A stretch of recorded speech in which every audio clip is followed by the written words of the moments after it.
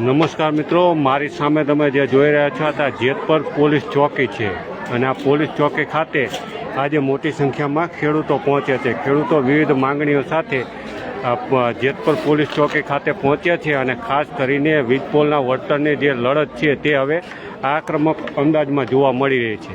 અત્યારે તમે જે જોઈ રહ્યા છો જેતપર પોલીસ ચોકી ખાતે ખેડૂતો જે કંપનીની દાદાગીરી છે અને આ કંપનીની દાદાગીરી સામે કાયદેસરની કાર્યવાહી કરવા માટે ખેડૂતો પહોંચ્યા છે. આમ તો ખેડૂતો ઘણા લાંબા સમયથી આંદોલન ચલાવી રહ્યા છે, અલગ અલગ રીતે આંદોલન ચલાવી રહ્યા છે. આજે વાત કરીએ તો જેતપરમાં જે આ આમરણાંત ઉપવાસ છે તેમાં આજે 3 મહિલાઓ જોડાઈ છે, એટલે ટોટલ 9 ખેડૂતો આ આમરણાંત ઉપવાસ પર બેઠા છે. ખાસ કરીને ગતકાલની વાત કરીએ તો 426 જેટલા ખેડૂતો આ આમરણાંત ઉપવાસ પર પ્રત્યેક ઉપવાસ પર બેઠા હતા. એટલે હવે જે છે તે જેતપરનું આંદોલન આક્રમક અંદાજમાં જોવા મળી રહ્યું છે. બીજી એક વાત કરીએ તો અહીંયા જે આંદોલન ચાલી રહ્યું છે તેમાં જેતપરના સમર્થનમાં મોરબી જિલ્લાના ખેડૂતો, રાજકોટ, જૂનાગઢ, દ્વારકા, સુરેન્દ્રનગર, કચ્છ સહિતના ખેડૂતો અહીંયા પહોંચ્યા છે. એટલે જે આંદોલન શરૂ કરવામાં આવ્યું છે તે રાજ્યવ્યાપી થઈ ચૂક્યું છે અને રાજ્યના અલગ અલગ જિલ્લાઓમાંથી ખેડૂતો સમર્થન માટે પહોંચી રહ્યા છે. બીજી વાત કરીએ તો આ જે ખેડૂતો છે તે આજે વીજપોલ જે કંપનીઓ છે તે બીજાના ખેતરમાં માર્ગ વિના પરવાનગી વગર દાદાગીરી કરીને ઘૂસી જાય છે ને તેની સામે કંપનીઓ સામે કાયદેસરની કાર્યવાહી કરવા માટે ખેડૂતો આ માંગ લઈને અહીંયા પહોંચ્યા છે. તેના સીધા દ્રશ્યો આપણે જેતપર તાલુકા પોલીસ ચોકી છે ત્યાંથી જોઈ રહ્યા છીએ. મોરબી તાલુકા પોલીસ સ્ટેશનનું જેતપર તાલુકા પોલીસ ચોકી છે અને અહીંયા ખેડૂતો પહોંચ્યા છે. આ લડાઈમાં મહિલાઓ પણ ખભે ખભો મિલાવીને જોવા મળે છે. ફક્ત પુરુષો નહીં પણ મહિલાઓ પણ છે.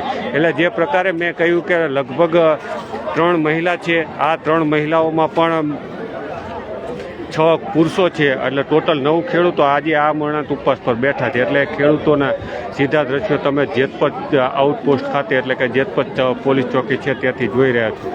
ખેડૂતોની ઘણા લાંબા સમયથી માંગ છે કે યોગ્ય વળતર ચૂકવવામાં આવે, પરંતુ કંપનીની દાદાગીરી અને તેની સામે ખેડૂતોની ગાંધીગીરી આ બંને વચ્ચેની હવે ટક્કર જોવા મળી રહી છે અને ધીરે ધીરે આ જે આંદોલન છે તે રાજ્યવ્યાપી બની ચૂક્યું છે. એટલે રાજ્યવ્યાપી એટલા માટે કહું છું કે અલગ અલગ જિલ્લાઓમાંથી ખેડૂતો સમર્થન માટે પહોંચી રહ્યા છે. સાથે જ રાત્રિ દરમિયાન અલગ અલગ કાર્યક્રમો પણ જોવા મળી રહ્યા છે કે રામધૂન હોય, ભજન હોય, લોક ડાયરો હોય, આવા અલગ અલગ કાર્યક્રમો થકી સરકારને જગાડવાનો પ્રયત્ન કરવામાં આવી રહ્યો છે. તમે જ્યાં પણ જુઓ ત્યાં ખેડૂતો જોવા મળશે. એટલે ખાસ કરીને આ જે આંદોલન છે તે હવે રાજ્યવ્યાપી બની ચૂક્યું છે અને આજે કાયદેસરની કાર્યવાહીની માંગ સાથે ખેડૂતો પહોંચ્યા છે અને ખેડૂતોના સીધા દ્રશ્યો તમે મોરબી તાલુકા પોલીસ સ્ટેશનનું જે જેતપર પોલીસ ચોકી છે ત્યાંથી સીધા દ્રશ્યો જોઈ રહ્યા છો. ખેડૂતોની એક માંગ છે કે યોગ્ય કાર્યવાહી કરવામાં આવે, ખેડૂતોની દાદાગીરીની જે વાત છે તેની સામે પગલાં લેવામાં આવે, તેને લઈને જ આ ખેડૂતો તમને જોવા મળી રહ્યા છે.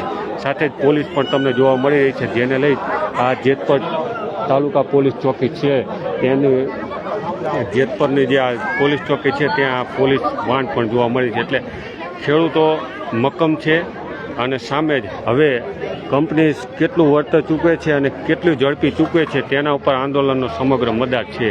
એટલે અત્યારે તમે જુઓ છો કે જેતપર ગામે મોટી સંખ્યામાં ખેડૂતો પહોંચી રહ્યા છે અને તેના સીધા દ્રશ્યો આપણે દર્શક મિત્રો સુધી પહોંચાડી રહ્યા છીએ.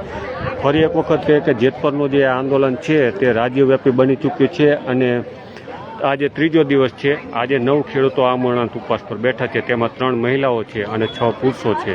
એટલે આ જે જેતપર પોલીસ ચોકી છે ત્યાંથી આપણે સીધા દ્રશ્યો દર્શક મિત્રો સુધી પહોંચાડી રહ્યા છીએ. નવા અપડેટ સાથે ફરી મળીશું. આભાર મિત્રો.